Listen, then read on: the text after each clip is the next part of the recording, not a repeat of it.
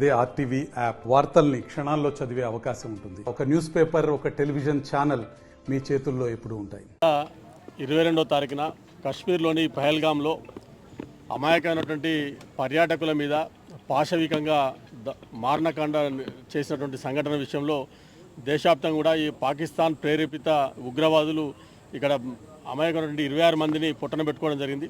దీని విషయంలో కేంద్రంలోని నరేంద్ర మోడీ గారి ప్రభుత్వం అనేకటువంటి చర్యలు తీసుకోవడం జరిగింది. పాకిస్తాన్ తోటి సిమ్లా ఒప్పందం రద్దు కానీ, ఏదైతే సింధు జలాల ఒప్పందం రద్దు, పాకిస్తాన్ జాతీయుల్ని దేశం నుంచి వెళ్ళి తక్షణమే బహిష్కరించడం, దౌత్య సంబంధాల విషయంలో కానీ, వ్యాపార సంబంధాలు కానీ అన్ని రకాలుగా వాళ్ళ మీద తగినటువంటి చర్యలు తీసుకోవాలనే ఉద్దేశంతో నరేంద్ర మోడీ గారి ప్రభుత్వం అనేకమైనటువంటి చర్యలు తీసుకుంటున్నది.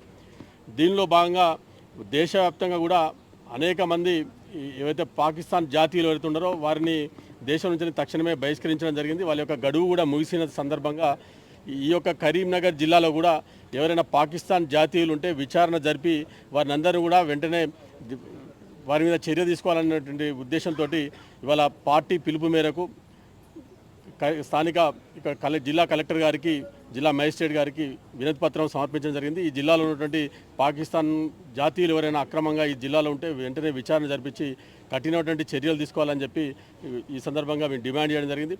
నరేంద్ర మోడీ గారి ప్రభుత్వం ఏదైతే తీసుకున్నారో ఇది ఒక సున్నితమైనటువంటి విషయము.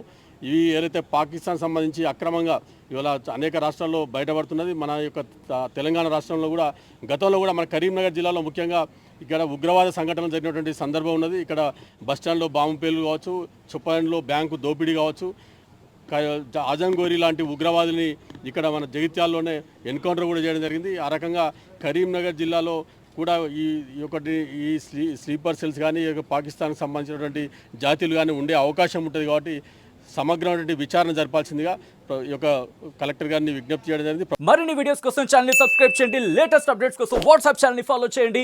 అండ్ లింక్ డిస్క్రిప్షన్ లో ఉంది.